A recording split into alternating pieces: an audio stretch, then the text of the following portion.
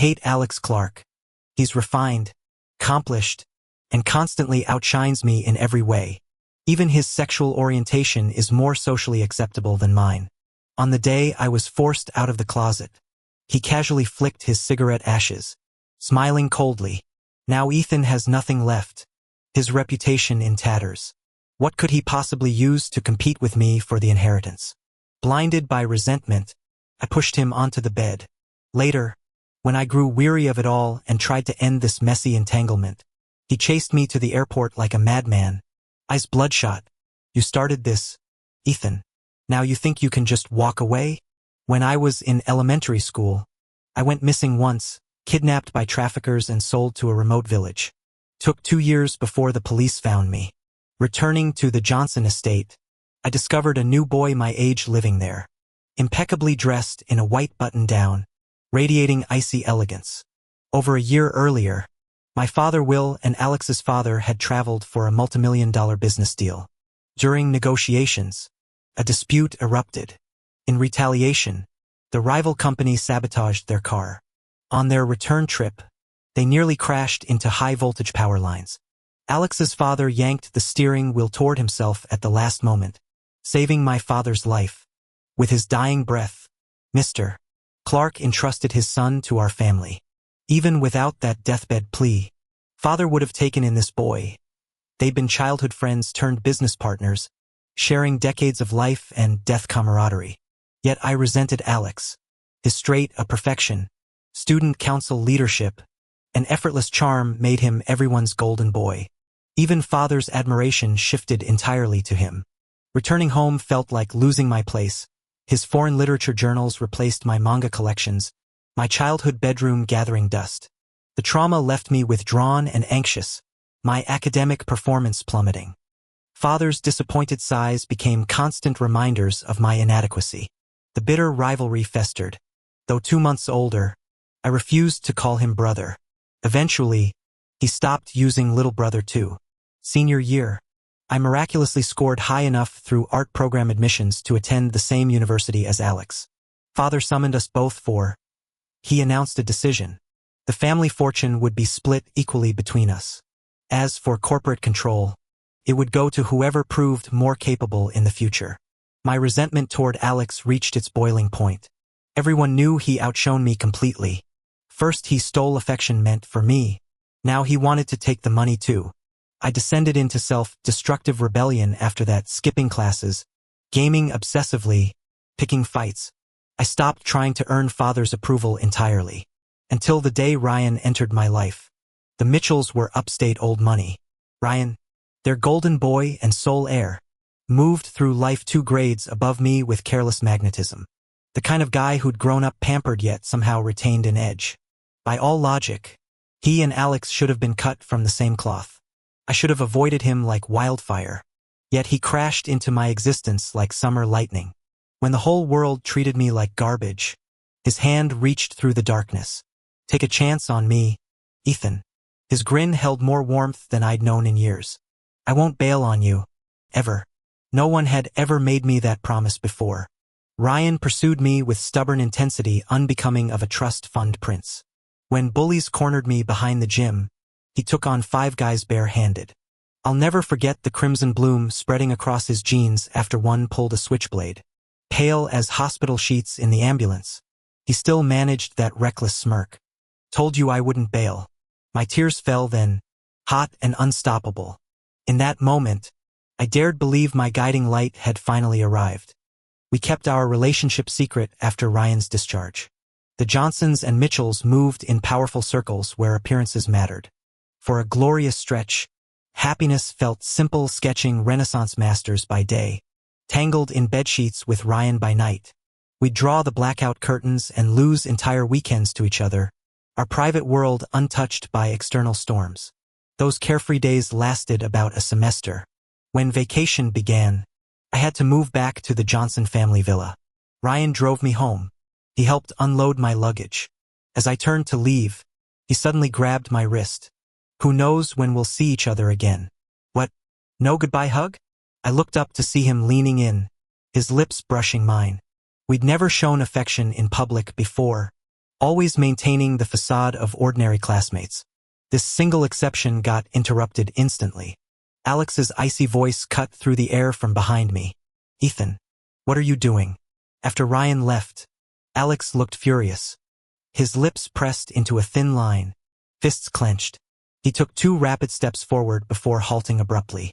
Spinning around, he fixed me with an intense stare, voice low and tense. "Don't you think you owe me an explanation?" Amusing.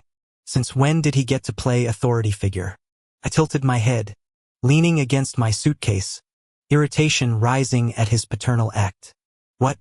Never seen 2 guys kiss before?" I enunciated each word slowly. "As you can see, Alex, I'm taken." Part of me wanted to savor this petty victory, pathetic as it felt. Around him, my insecurities always flared.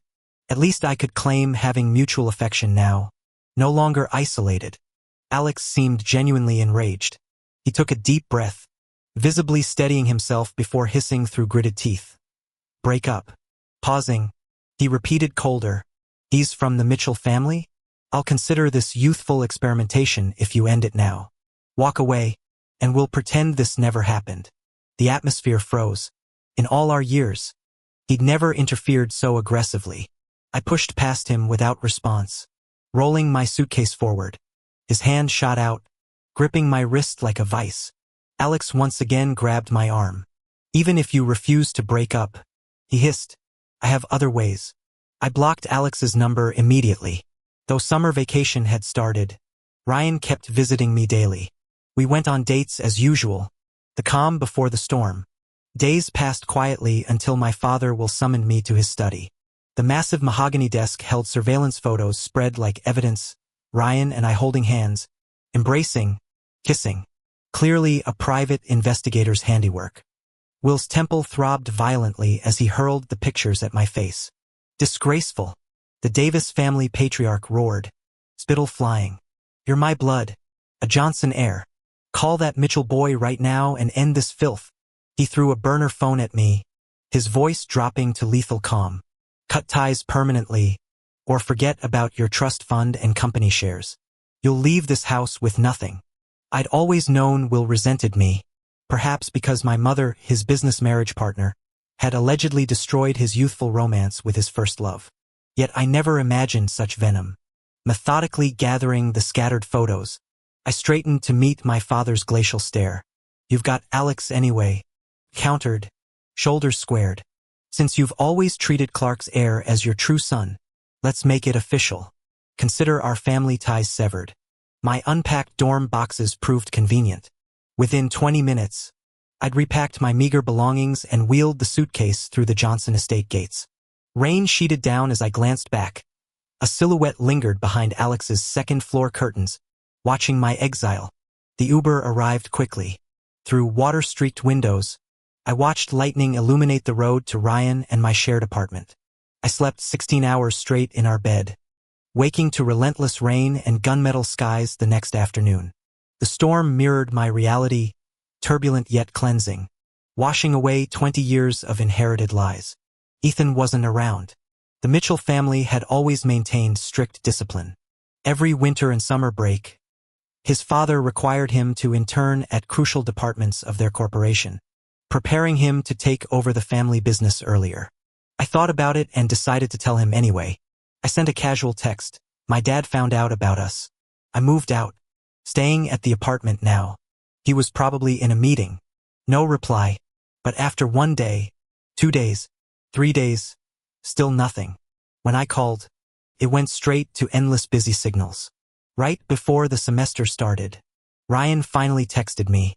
Just a few terse lines. "Yeah, my father knows too. We should break up. Ethan, you know how it is, I'm taking over the company. Arranged marriage. This was never going to last." I sat on the apartment balcony for hours. Maybe because of the rainy season, the drizzle returned, clinging to my skin like the humidity clinging to the air. Suddenly I remembered how Ryan had chased after me back then, getting into fights for me, blood streaking down his temple, dirt smeared everywhere. He'd held my hands like they were sacred relics, swearing with deadly seriousness, "Ethan, no matter what happens, I'll never abandon you." Truth was, I'd been let down countless times before. Should have known better than to hope. Yet here I was, aching anyway. That night, I dug out the photos I'd retrieved from my father. We rarely took pictures together. These few stolen snapshots were all we had. I'd planned to show them to him next time we met. No point now. I lit my Zippo. One by one, I burned them all. Flames curled around the memories, devouring every last trace of us. Just like Ryan said, we'd go our separate ways from here. When classes resumed, I threw myself into painting. My technique improved significantly after focusing. The new oil painting elective professor was a heavyweight in the art world, with numerous international awards. He flipped through my portfolio and called me into his office. Tapping my submitted work, he slid one particular piece toward me with an approving nod. Impressive. I know several professors at overseas art institutes whose styles align with yours. If you're interested, I can make introductions.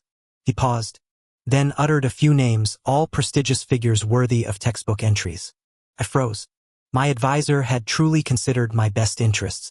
As a senior facing graduation and further education, studying abroad aligned perfectly with my artistic discipline and style for optimal career development.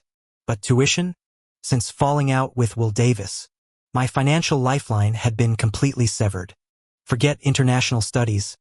I could barely afford sketchpads these days. I hesitated, staring at my shoes in silence. The air grew heavy between us. Sensing my predicament, my advisor patted my shoulder with a sigh. No need to decide now. Take your time. I terminated my apartment lease and moved back into campus housing.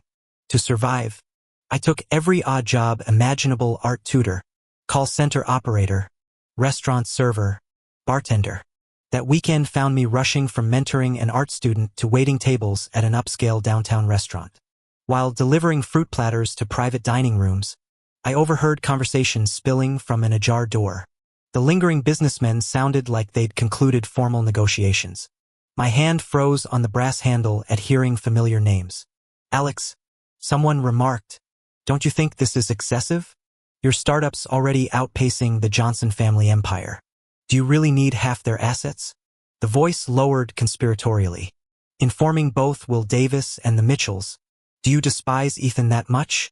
After weighted silence came the click of a lighter. Alex Clark's laugh carried bitter amusement.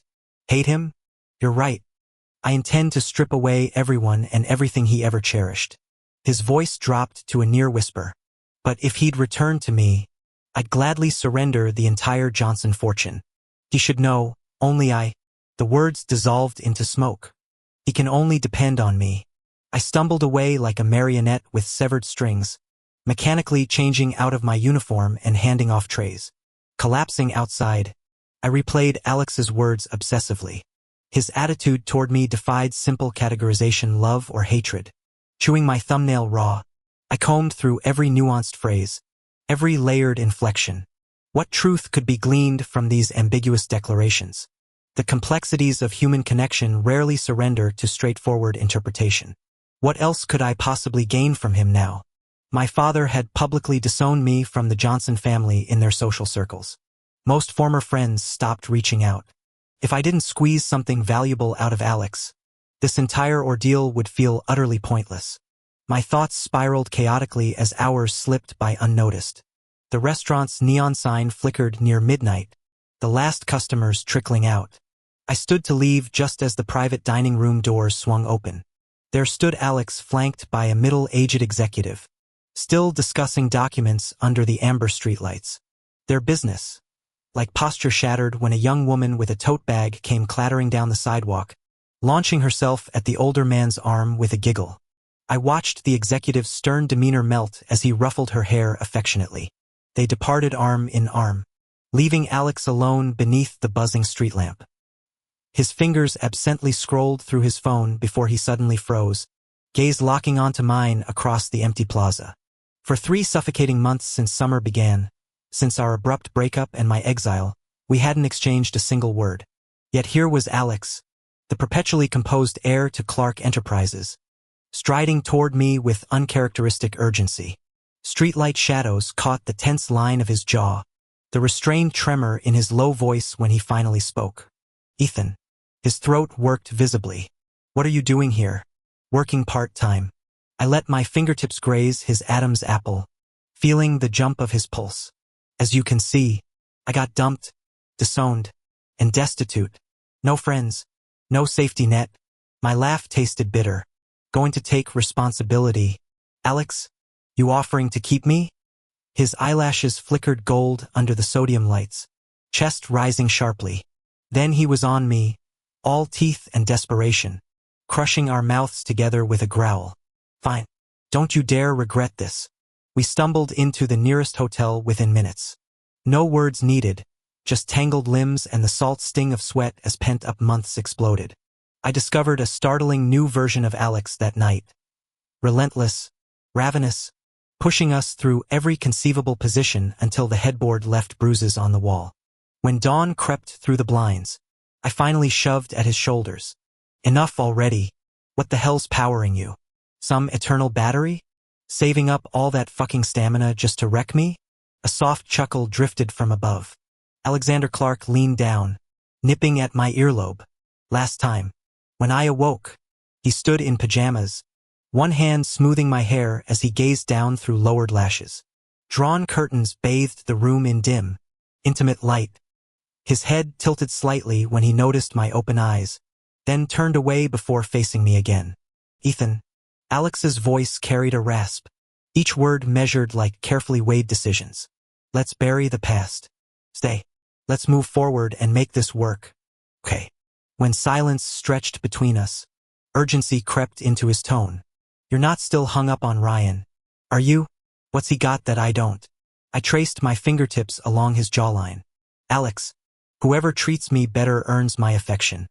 Thus began my arrangement as Alex's kept companion, transitioning from shared family meals to transactions measured in luxury brand receipts.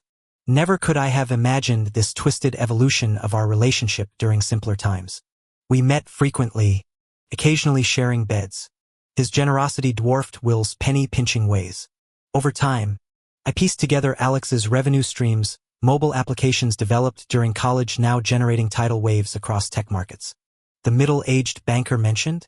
One of many investors fueling Clark Technologies' meteoric rise, his profits already eclipsing the Johnson family's legacy enterprises. At this trajectory, Alex's empire threatened to dominate Silicon Valley within years. Like my previous entanglement with Ryan, we kept this relationship discreet. Yet credit where due, Alex treated me exceptionally. Designer wardrobes arrived weekly. When Will exiled me from elite circles, Alex reinstated my access through exclusive galas, introducing me to curators and collectors. Ethan's tremendously gifted in oils and charcoal sketches. May I share his portfolio? Let's exchange contacts. By evening's end, Alex leaned against me outside the venue, whiskey warmth radiating through his Armani suit. Ethan. His breath ghosted across my cheek. Am I doing enough? Have you started? The unspoken question hung between us, eyes shimmering with vulnerable hope. Only alcohol could pry such admissions from Alexander Clark. Sobriety would have armored him in trademark detachment. I turned to look at him. Not good enough. Not nearly good enough. You're still miles away from making me fall for you, Alex. We both avoided mentioning the incident, but I knew he remembered. Deep down, I'm a petty person who can't stand seeing Alex thrive. Since he harbored these inappropriate feelings for me, I wanted to exploit them to torment him, keep him on edge, make him restless. Luxury goods, calligraphy art pieces, overseas trips, jewelry, even in bed. He went out of his way to please me. Sometimes I wondered what more I could possibly demand from him. Days later, while pulling all-nighters at the art studio for my senior thesis, Alex suddenly called. His car pulled up as he leaned out the window gesturing. Get in. Taking you somewhere. We drove through the suburban darkness to an amusement park long past operating hours. Through some combination of connections and money, Alex led me through the deserted grounds. Two shadows sitting by the fountain. He produced a velvet box containing matching couples' watches. Clasping the timepiece around my wrist, his voice dropped low. Ethan, your birthday's in a few minutes. Happy birthday. Funny, I'd forgotten myself. 20. some years and I'd never celebrated a birthday. After my parents' bitter divorce, Mom fled to America, remarried some white guy and never looked back. Dad Will Davis hated his ex-wife so thoroughly that he dumped me with nannies while living at his office. As a child, I desperately wanted one birthday with family at an amusement park. A wish I'd scribbled in some comic book, now gathering dust on a shelf. Eventually, even I stopped caring. The fountain's clock tower began chiming midnight. Fireworks lit up the sky in technicolor bursts. Alex's arm settled around my shoulders as I leaned into him, ear pressed against his thundering heartbeat. His breath warmed my temple when he whispered, "Make a wish, Ethan." For the first time in years, I actually did. Ethan, did I do better this time? Do you think I'm okay? That persistent question of mine surfaced again. For a fleeting moment, the image of Alex standing in the Johnson family villa flashed before my eyes. He faced an enormous bookshelf. Will had long disliked my useless comic books and novels, taking this chance to replace them all.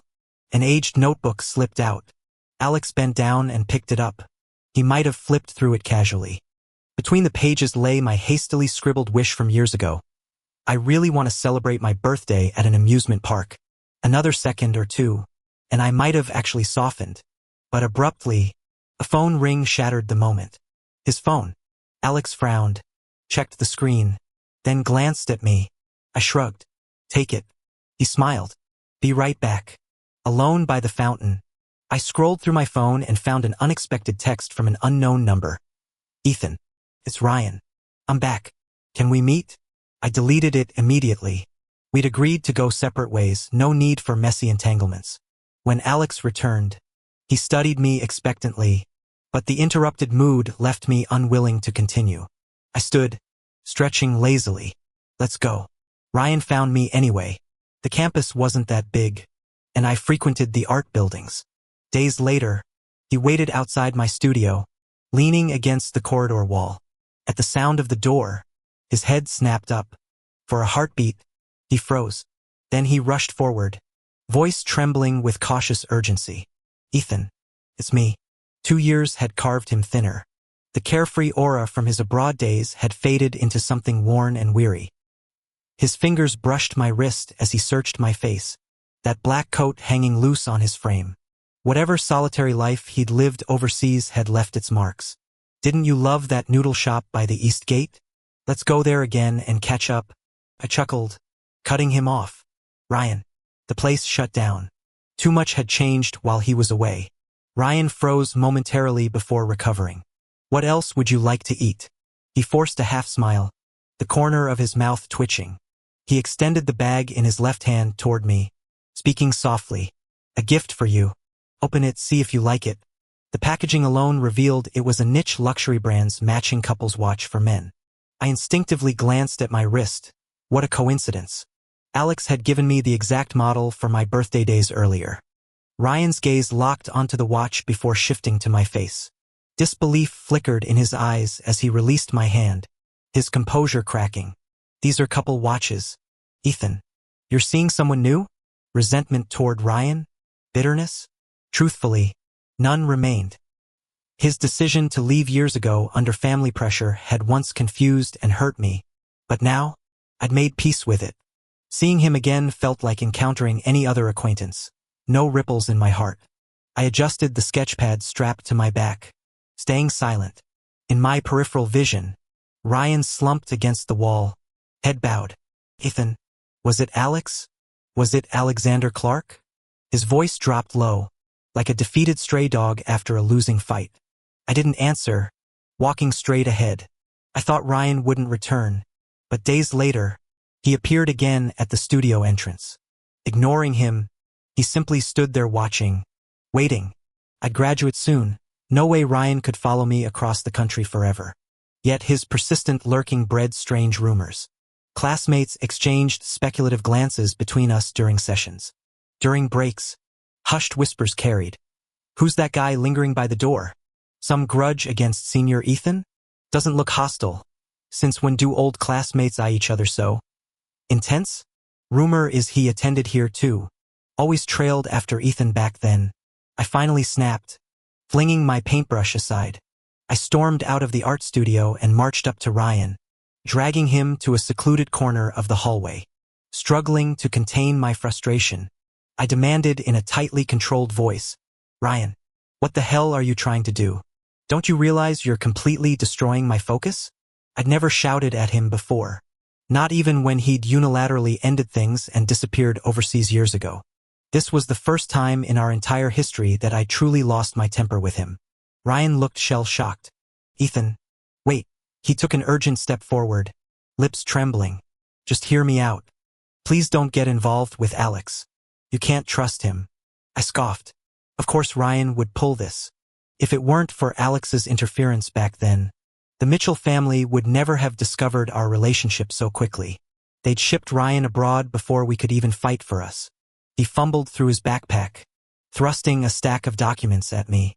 "Alex's gaming company is about to IPO, but his lead investor just pulled out after some financial scandal. The only backer willing to step in now is this old tycoon who—" Ryan hesitated, swallowing hard. "The condition is that Alex marries his daughter. The man wants a son-in-law to inherit his empire." My eyebrows shot up. So that's where this was going. Ryan pressed on desperately. "He's just using you for now. Alex would never go public with your relationship." "Funny." I cut him off coldly. "Sounds exactly like what you did. Was I just your plaything too, Ryan?" The color drained from his face as if I'd slapped him. His hands shot up to cradle my face, eyes glistening. "I know I messed up. Let me fix this. I'll tell everyone the truth about us, make things right. Just give me another chance." The air hung heavy between us. "If you really want to make amends," I said quietly, "stay out of my life. That's my final request."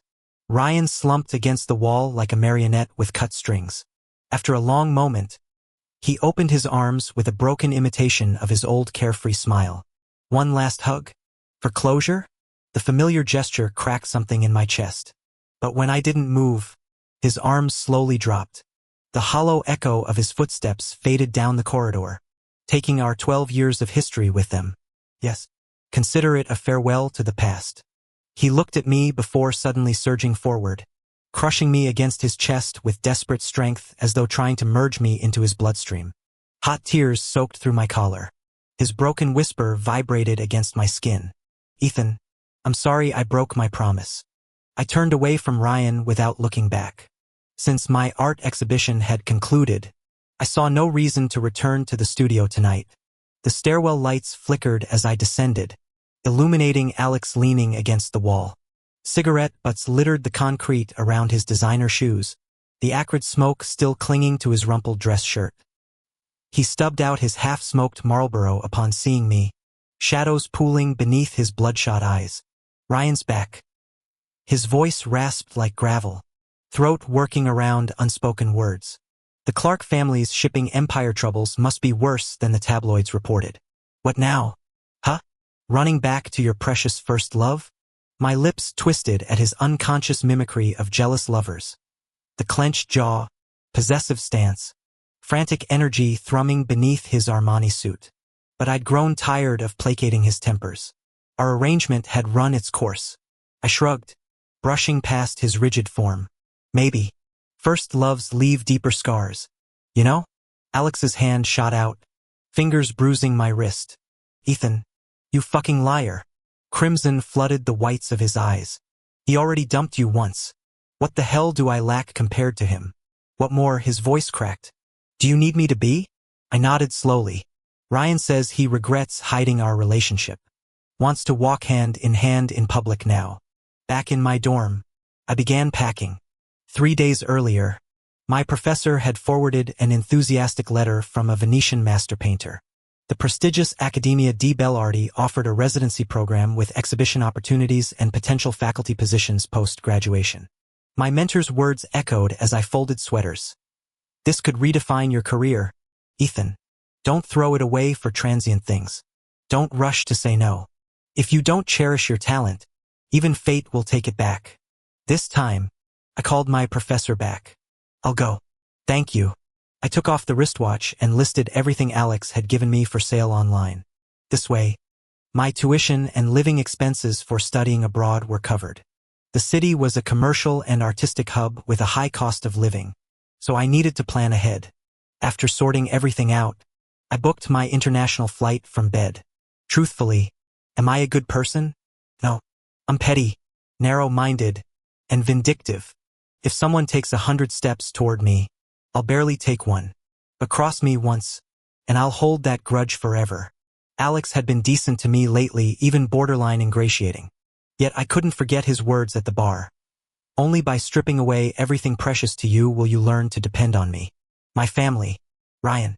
During my lowest point, it felt like everything was slipping away. But Alex, why did you assume I'd obediently become your puppet? I slept soundly until noon. Half awake, I checked my phone to find dozens of unread messages. The alumni group chat I'd forgotten I joined had exploded. Frowny face. Remember Ryan from the finance program? Rich heir who studied abroad? Holy shit, he just came out. Someone dropped a link to our university forum. Ryan had posted using his old student account. He never mentioned my name but recounted our shared history in meticulous detail.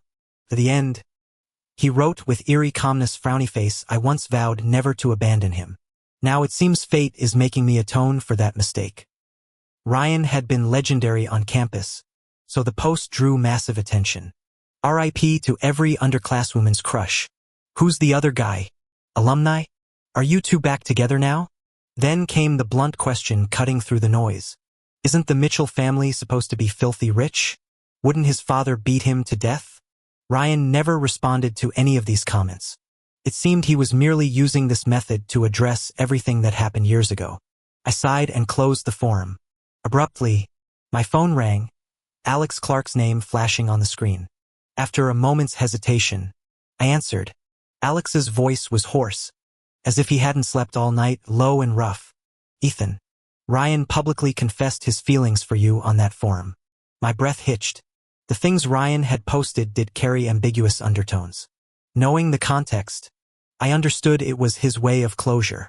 But to outsiders unaware of the truth, it might have looked like a mutual declaration of affection.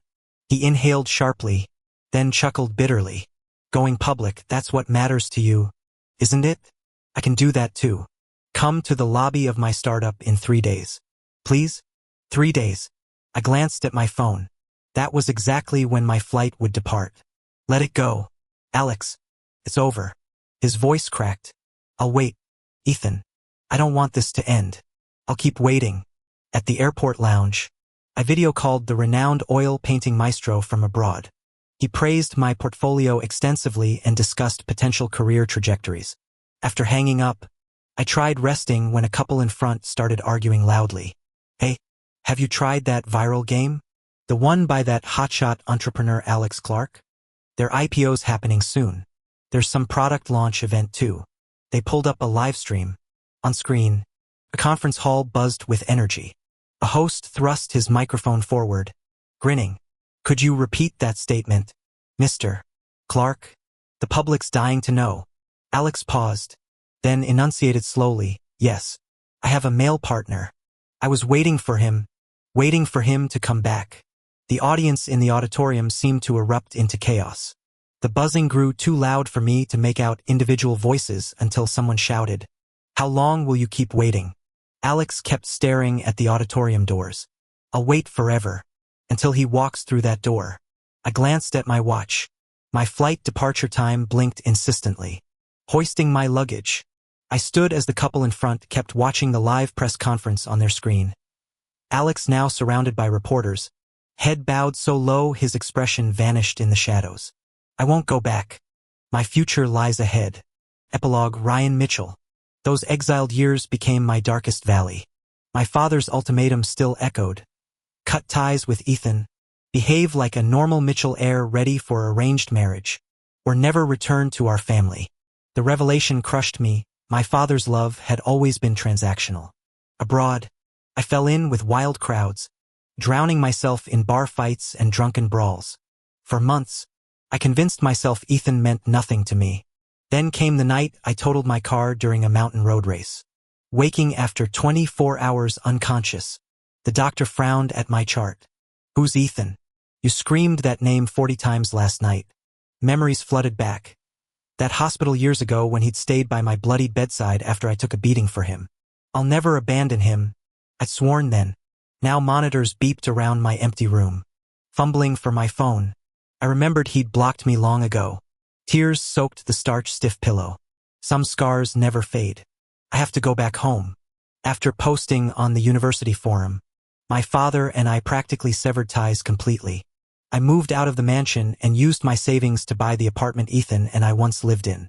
The place was remote, which explained why it had remained vacant for years. When I hauled my luggage inside, I scrubbed every corner, secretly hoping to find something. Anything that proved Ethan and I had shared a life here. But the landlord had cleaned ruthlessly. Almost nothing remained. After searching forever, I finally found a half-burned photo tucked behind the bedroom nightstand. A candid shot of Ethan and me embracing under a street lamp. That was during our happiest days. Yet we'd never taken a proper picture together. This lone survivor only existed because it had escaped notice. I carefully picked it up and slipped it into my wallet, laughing bitterly at myself for clinging to these ghostly fragments. The doorbell rang then. For one dizzying second, I actually thought it might be Ethan. But when I opened the door, Alex Clark stood there reeking of alcohol, his crisp white shirt wrinkled. This was far from the polished business elite the tabloids photographed. It hadn't been long since he'd publicly come out. He glared at me with bloodshot eyes, voice sharpened by liquor. "Where's Ethan? Is he here?" I stared blankly. My silence seemed to infuriate him. He lunged forward, grabbing my collar. "Where is he? You two made up, didn't you? Bought this dump to play house and relive your glory days?" His eyes were raw. Frankly, he resembled every cliché of a jilted spouse storming into a motel for confrontation. When I didn't react, he shoved me away and began pacing wildly around the apartment, slurring Ethan's name and demanding to know why he wasn't good enough. The stench of alcohol and his footprints staining the floors made my skin crawl. I couldn't stand his drunken spectacle. Couldn't tolerate him defiling this space with his presence. "Alex, stop messing around. I don't know where he is. We didn't reconcile, he rejected me." Alex finally halted his steps. He turned slowly, meeting my gaze before nodding faintly. "So you didn't win either." The impact of Alex's press conference had been seismic. As a rising star in tech who'd founded his company young and steered it toward imminent IPO, most users cared only about game quality, indifferent to whether their CEO preferred men or women. But the veteran investor who'd nearly betrothed his daughter to Alex felt humiliated, retaliating by withdrawing funds and unleashing smear campaigns. Now stripped of majority control before the company's transition, rumors claimed Alex had abandoned finance and tech entirely for art curation. For years later, Ethan Johnson returned to the States. I learned this through news headlines.